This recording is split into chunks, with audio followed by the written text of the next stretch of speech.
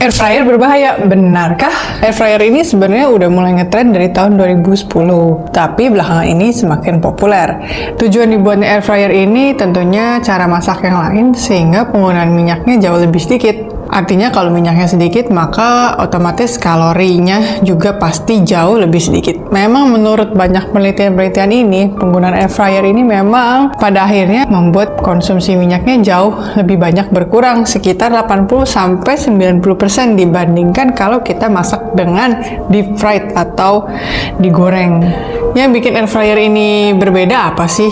Air fryer ini sebenarnya kan pakai wadah yang kecil. Nah, di atasnya itu ada fan.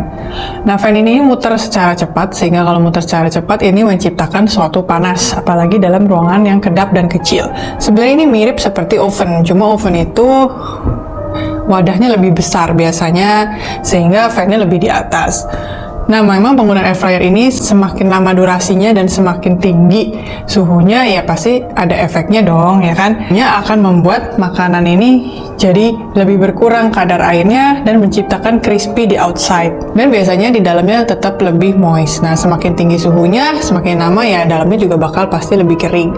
Dan kalau emang dibandingkan dengan deep fried, kadar keringnya itu jauh lebih kering yang deep fried. Penelitian-penelitian ini rata-rata membandingkan penggunaan air fryer dengan kira-kira kisaran suhu 130 sampai dengan 180 derajat.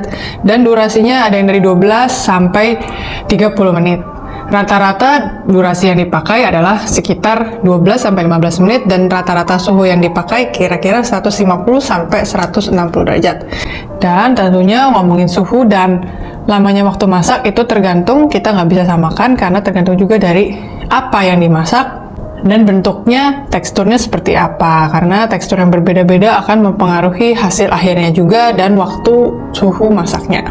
Saya sendiri sebenarnya sering banget pakai air fryer ini untuk ngangetin atau juga untuk masak bahkan dari mentah. Misalnya masak ayam mentah yang sudah dibumbukan, itu sih saya biasanya masak selama sekitar 15 menit 190 derajat, itu matang. Biasanya saya balik di setengah masak, balik ya, jadi misalnya 8 menit, balik ke sisi satunya 7 menit, jadi selesai 15 menit. Itu matang sempurna, luarnya crispy, dalamnya moist, enak. Sama itu yang lain-lain juga bisa. Tahu, tempe, tapi ya kita perlu sesuaikan, nggak bisa disamakan. Misalnya kayak tempe, biasanya kisaran 12 menit, karena lebih tipis-tipis ya, dan juga dalamnya berongga-rongga, sehingga biasanya akan lebih cepat matang dan lebih cepat kering kalau kelamaan. Range-nya ya tergantung, tapi sebaiknya kita gunakan suhu yang tidak terlalu tinggi dan juga jangan terlalu lama masaknya. Biasanya memang dengan makin tinggi suhu dan makin lama durasinya tentu akan membuat dampak yang lebih bahaya.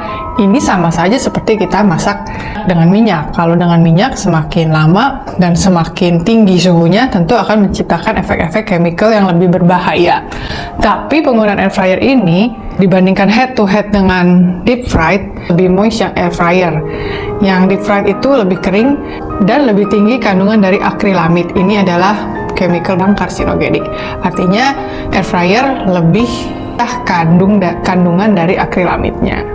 Nggak ada yang 100% aman. Jadi simpulannya apa? Kita bisa pakai air fryer sebagai salah satu alternatif masak yang lebih rendah penggunaan minyaknya, tentunya minyak jenuhnya, sehingga akan menurunkan penggunaan kalori. Ini bisa sampai 90% berkurangnya dibandingkan dengan deep fried. Kalian sendiri sering pakai air fryer?